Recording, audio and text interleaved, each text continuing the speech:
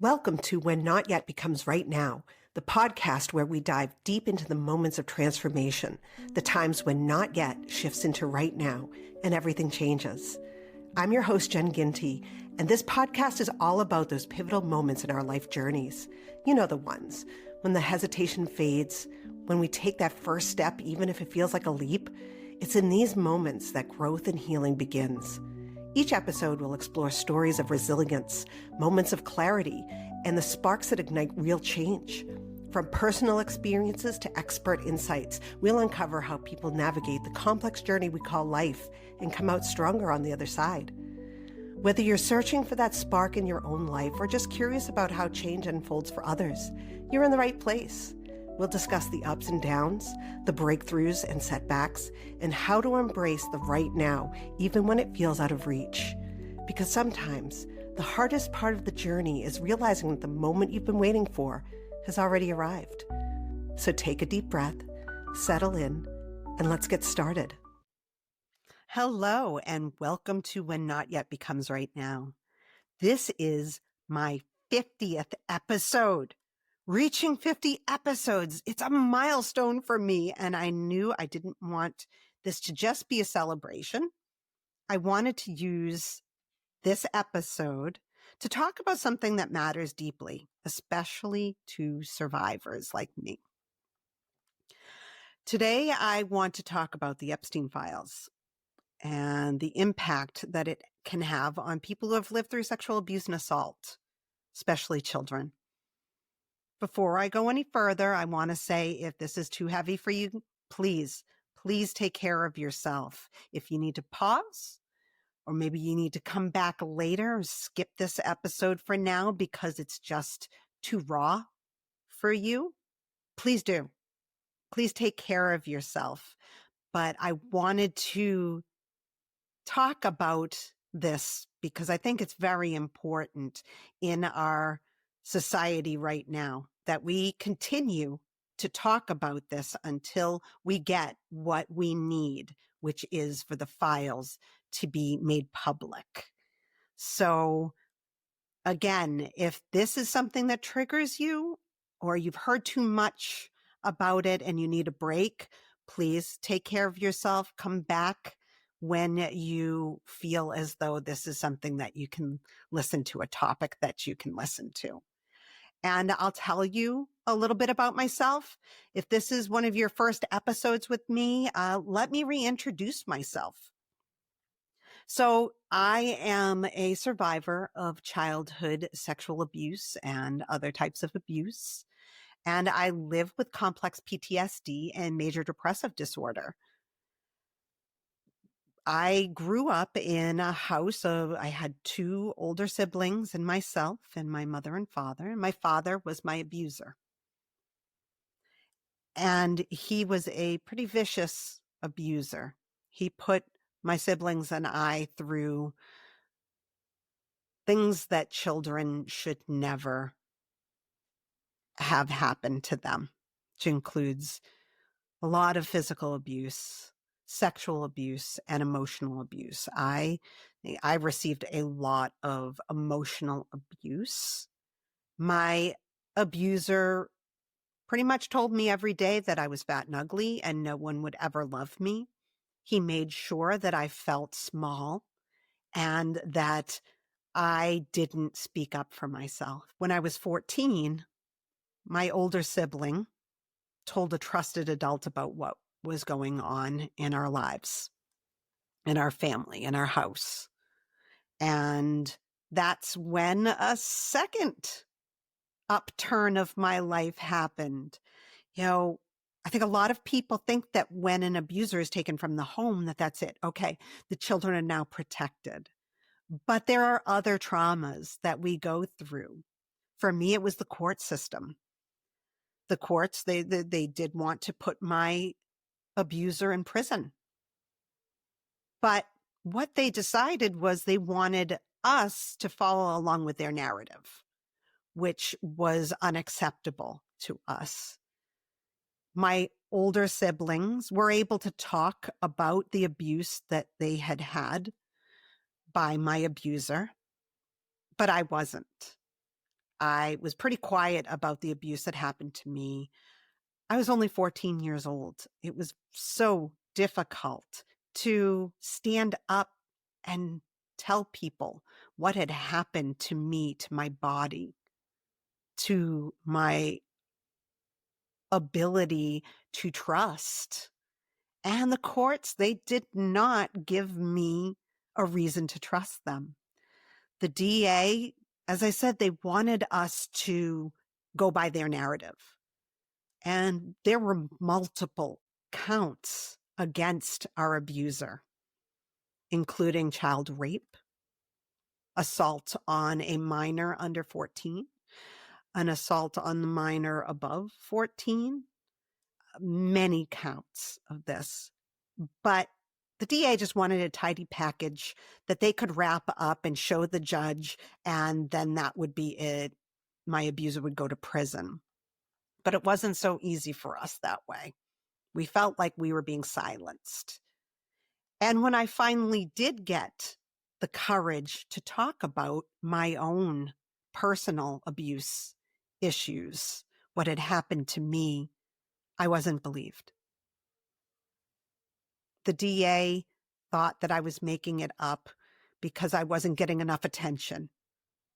Now that's crazy for a 15, 16, a high school girl trying to live a quote normal life as a teenager in high school, that I was making up because I wanted the attention.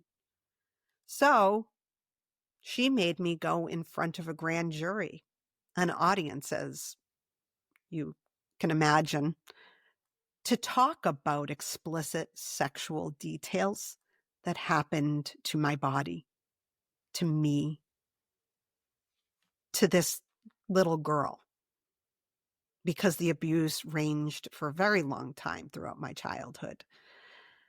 And then, only then, were they going to add counts to my abuser's already large list of counts against him.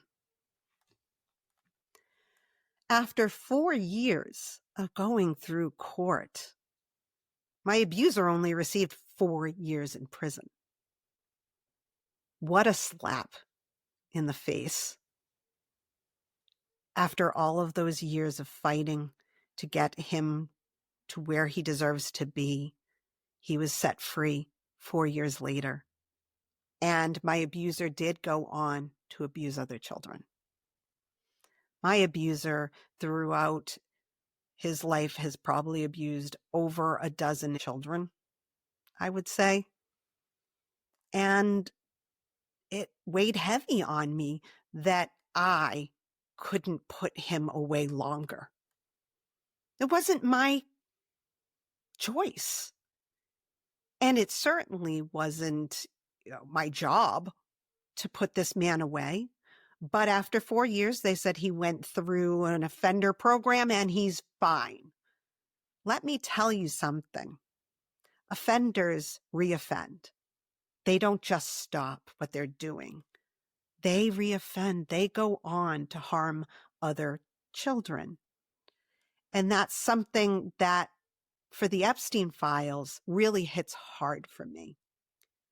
As someone who saw their abuser go to prison, but only to be released, to be able to go do whatever he wanted in this world to more children, is a real kick in the face. And that's what's happening with the Epstein Files. These offenders are out there still offending because offenders do not stop. It's a part of them. They want it so badly that they'll figure out ways to do it. If they have to change the way they do it, they will. They will figure out a way to reoffend, to harm other children if they are pedophiles. That, I can tell you, is a fact. Just as my abuser went on to abuse more children. So for me, the Epstein Files is very important because these women, as young girls, were abused But there was no justice in the end, right? These offenders are still out in the world looking for a way to offend again. So let's dive a little bit more into this. Let's get some backstories and things like that. So when the case like Epstein's hits the headlines, it's a way that reopens wounds for those who are survivors of sexual abuse and assault. It hits harder for us. It reminds us of what we went through and whether or not we got justice for what happened to us, right? So the details, the way that it's talked about can be really triggering, and it can bring old pain and body memories back to survivors. And it can also cause us to shrink again, like we did when we were first abused. And it doesn't help that the coverage that we are getting on the Epstein Files is often, it sensationalizes perpetrators instead of centering on survivors and their healing. That's what makes the Epstein Files so hard to watch. They show on a massive scale what so many of us already know. Money and influence protect abusers. They get away with this because of the power they hold with their wallet, with the power that they've been given, such as in this administration. And what's even more devastating is watching people who enabled or even participated in the abuse being shielded from accountability. Now, Epstein is gone, but he had a mate in this, Ghislaine Maxwell, who did go to prison for her part in this, is now being coddled because this administration does not want her to talk about the people who abused, who are a part of the files. Now she's been sent to a prison that's basically, from what I've heard, a walk in the park, like a hotel for abusers. And it's disgusting.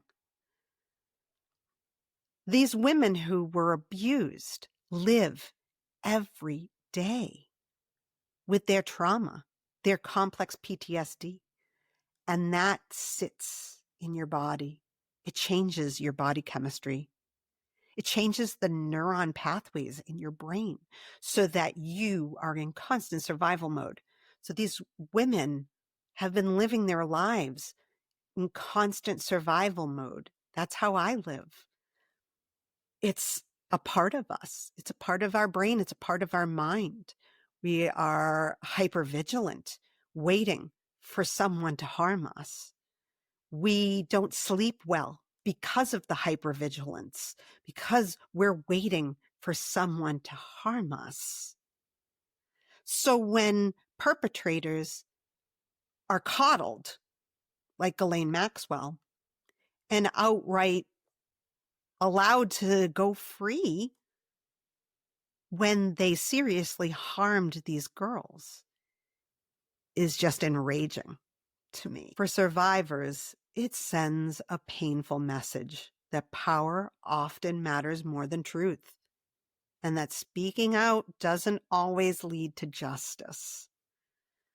So this is a real-time reenactment of so many other survivors out there in this country, watching what is happening in real time in front of our faces. And we're remembering that we did not receive the justice that we deserved, and that these women are not receiving justice on a large scale. They're being demonized. There's the disbelief of it.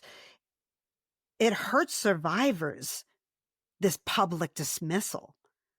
We hear people saying it's all exaggerated, made up, or even fake.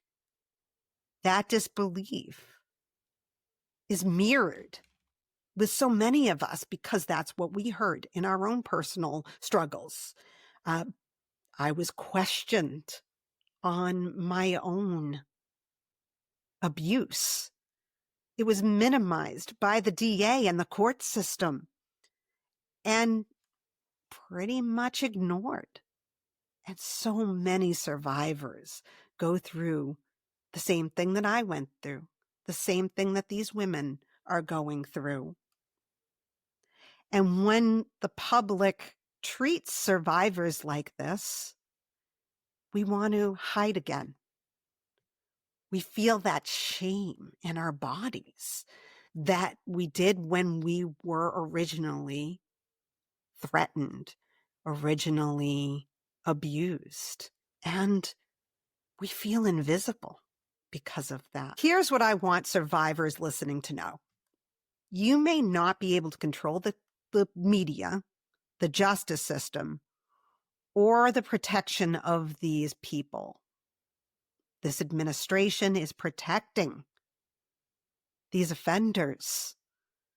Think about the people that we already know are in the files. It's pretty much well known that the President of the United States is in those files. Numerous pictures of him with Epstein, with Maxwell, with his own wife with them. Think of the other people too. You know, a lot of people saying, oh, well, Bill Clinton is on that list. Yeah? Let's hear it. Let's get justice. He deserves to be put in prison for what he did to these children. A prince is being protected in the UK because of this. A man who there were pictures of him with one of the survivors. There's an actual picture of them together, and he still denies that he's on that list. And he is being protected. There are numerous people, so many people who are being protected because they have a wallet with a lot of cash in it, or they've been given power over people. And those people are unable to stand up to them because of that power. Before this past year, this current administration, people from both sides were screaming for these files. Even MAGA was screaming for these files because I think they believed that there was an inordinate amount of people on the left, so they wanted to get them. But now that they know that their president is on that and they have this adoration for a man who has many times talked about sexual assaulting women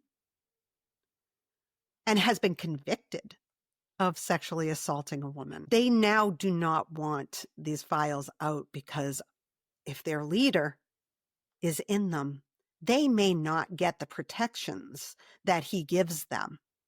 He's even threatened, if you do vote to get these files out into the public, I will retaliate.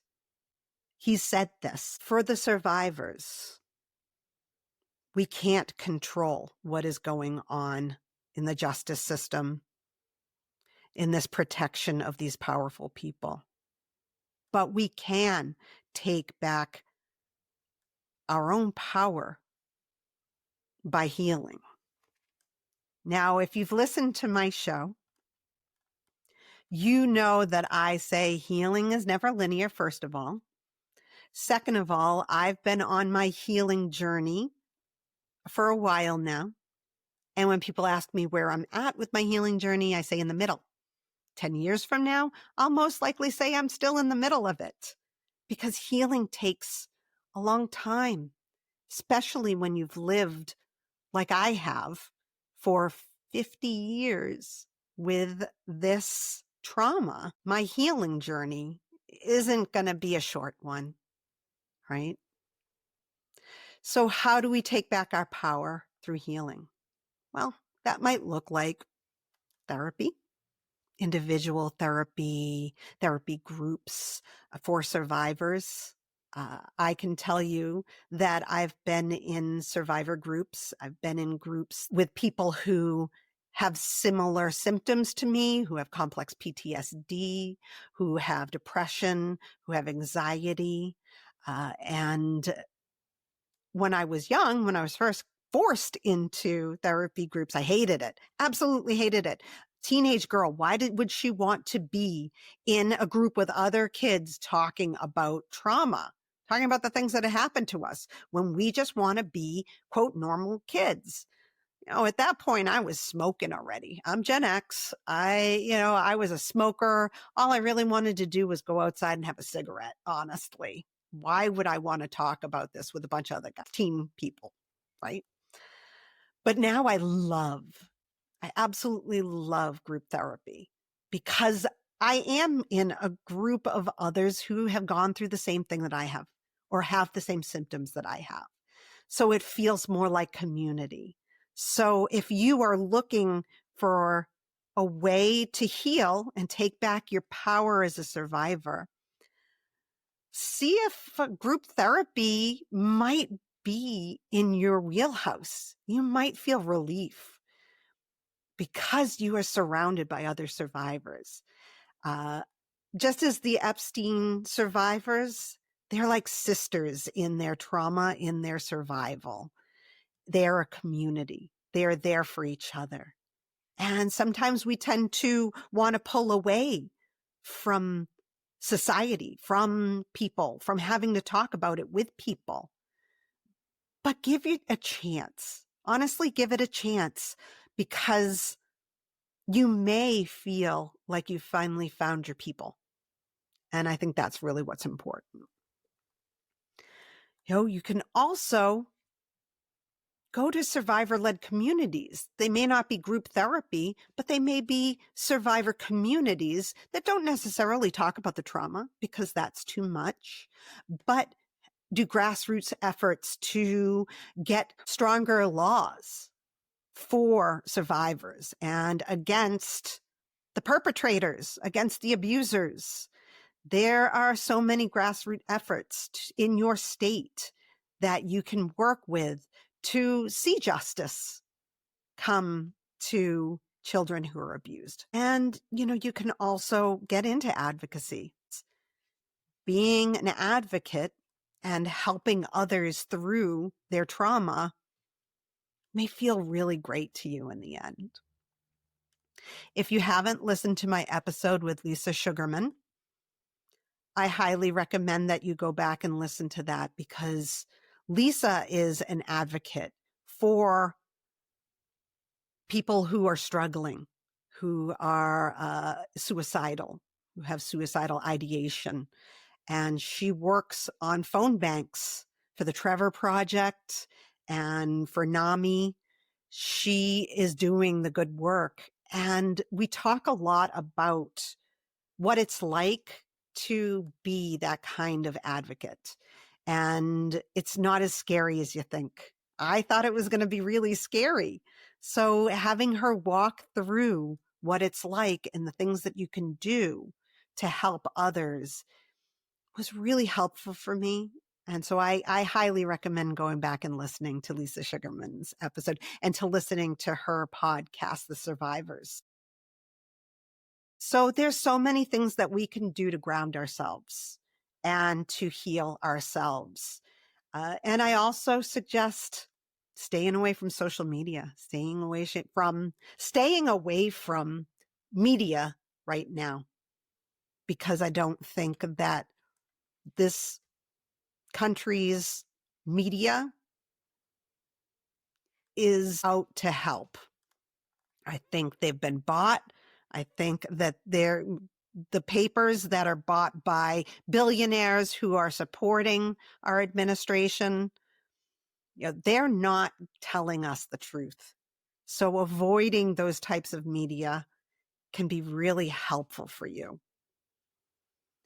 And again, watching these survivors may not be helpful for you, but it may. I actually listened, I watched the press conference that these survivors did, and I was amazed by these women. I remember how hard it was for me to come out only 2 years later to talk about what has happened to me. And that's where this whole thing gets difficult for me is, I've been through this, that people are saying that they don't believe. They think that they're acting out. Why did they wait so long? I know why they waited so long. First of all, they were afraid for their lives. These are powerful people that abuse them. These are people who can get things to happen to you. So there's the fear of retribution, right? There's a fear that they are going to be harmed. I know there's one survivor, and it really hits home for me that she died by suicide last year because this was too much and she wasn't being heard. It gets too much. It gets so hard. And sometimes the too much takes over. And I feel for her, and I feel for her family. And I truly hope that she's at peace.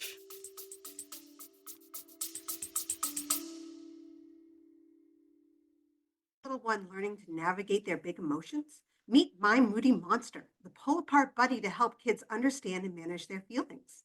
With its fun, interactive design, Moody turns tough feelings into teachable moments, giving your child a playful way to express themselves. Whether it's after a rough day or when those big frustrations hit, Moody is there to lend a hand. Perfect for calming down or even just a cuddle. My Moody Monster helps your child communicate their emotions while learning healthy coping skills. Go to mymoodymonster.com to learn about Moody today.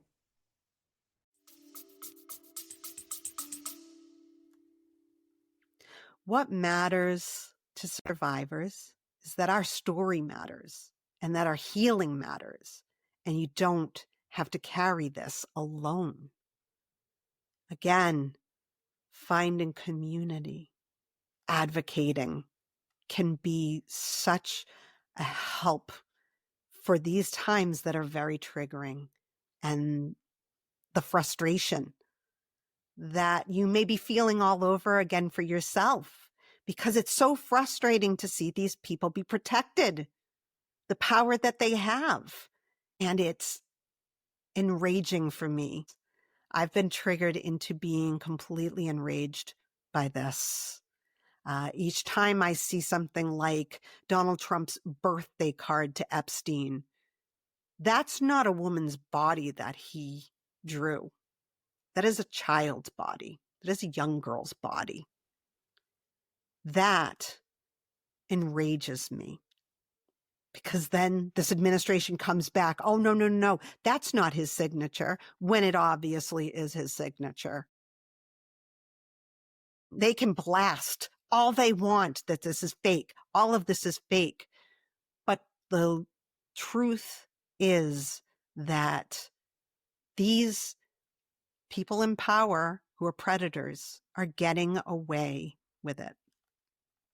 So we need to take care of ourselves and to remind ourselves that it's not happening to us again. Sometimes it feels in our body that it is happening again because it's so raw, and so many women have these accounts that they're giving of their abuse. It can trigger your entire body remembering your abuse. And that's when we need to step back, step away, give ourselves grace, find the people in our lives that can help us most. And here's where I will say again, if you've listened to my show, you know that I am a huge proponent of individual therapy. And here's why. An individual therapist is a third party. They are not in your life. They are not family. They are not friends. They are there specifically to listen to you and to help you heal. So Having a therapist, especially during a time like this where we're watching survivors discuss their abuse, they're talking about the injustice of it all, and we've felt injustice ourselves. Having a third party to talk to feels so much better because your family, your friends are going to react differently because they know and love you so much. And I won't say that your therapist in the end, they want to take care of you, but they're not in your everyday life. So you don't have to go home and be like, well, maybe she'll tell your sister, or maybe they'll tell, a friend from way back when. You don't have to worry about that. You can sit down and talk to your individual therapist about how you're feeling with all of this controversy surrounding our country. And I know that they're trying to do a whole look over there to us by, all the different things that they're doing in this administration, the sending the National Guard into blue states because they've pissed off the president. These things that they're doing is all a way to tell you that other things are more important. Well, for survivors, this may be the most important topic in the country right now. And we deserve to feel that it's being paid attention to, because it feels like we're being paid attention to as survivors. So this is my 50th episode. It isn't just about my journey with the podcast, with the people that I've interviewed, the stories that have been told. It's also honoring survivors, including me. We've had to navigate both the trauma of abuse and the trauma of being disbelieved and silenced. If today's episode stirred something in you, please be gentle with yourself. Give yourself grace. Step away. Ground yourself in the ways that you may know best for you. I know that most likely after this, I'm going to do a box breathing exercise. I may do the 5 senses, pick one thing that I see, pick 2 things that I hear. If these type of exercises help you, you can also go on to my YouTube at My Moody Monster, because I do Moody Talks. And I talk about emotions and coping skills that we can use to help ourselves in these moments. So if you're looking for coping skills that you can create a toolbox with, head on over to My Moody Monsters YouTube channel and go to the Moody Talks. I go through a different emotion every month, and I give coping skills to help with that specific emotion.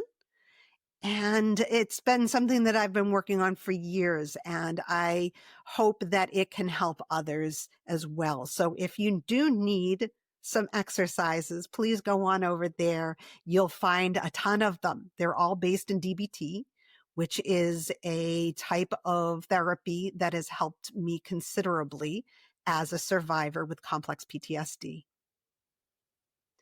And you are not alone. I'm here. I'm always here to talk. If you need it, please reach out to me. I would be happy to talk with you. Reach out. There are other resources. There are other ways that you can reach out if you need support.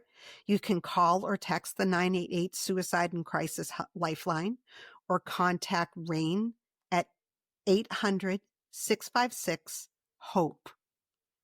And they have the help that's available for you. Thank you so much for being here for my 50th episode. Thank you for holding space with me.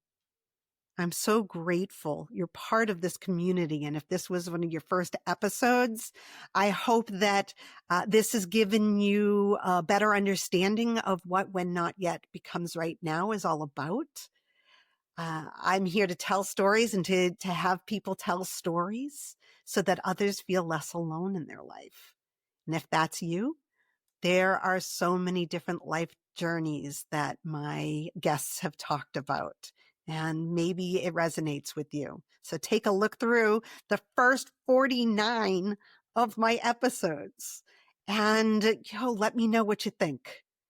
Send me a DM or leave a review. That would be wonderful. If you follow, like, and review the podcast, that's very helpful for me to be able to get more stories out into the world. If you have a life journey, a healing journey that you would like to talk about, please send me an email at jen@notyettorightnow. Let me know that you want to come on the show. You have a story of when you held off on a healing journey or a life journey, and what was that moment that got you on that road. I would love to speak with you and share your story with the world so that you can help others feel less alone. Thank you. Thank you for joining us for this episode of the podcast. This show is produced by Phoenix Freed LLC, and I'm your producer, Jen Ginty. We hope you found today's conversation Thank you for joining us for this episode of the podcast. This show is produced by Phoenix Freed LLC, and I'm your producer, Jen Ginty. We hope you found today's conversation insightful and inspiring. If you have a story of your own about when a not yet moment became right now, we encourage you to reach out and share it. You can find more information about being a guest on our show at whennotyetbecomesightnow.com. Remember, you are not alone on your journey, whether it's a journey of healing, growth, or transformation. Every story matters. Thank you for listening, and we'll catch you next time with another inspiring episode.